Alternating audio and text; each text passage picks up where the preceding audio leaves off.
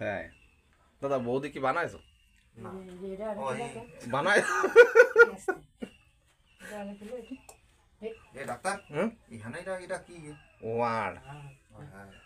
ওই ক্যালসিয়াম ঘাটতি হয়ে গেলি ওই এনে তারপর আরো একটা জিনিস আমি দেইনি তা দেখো ওর চোখের কোনার উঁচোয় দেখো বসে গেছে, দেখো লক বসে যাবে ওর এই যেগুলো পুরো ক্যালসিয়াম শর্ট।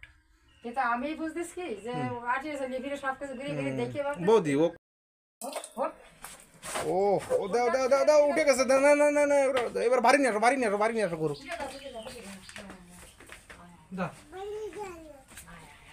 যাও যাও এবারে দাও, বল পাচ্ছে, দেখো গরু উঠে গেছে।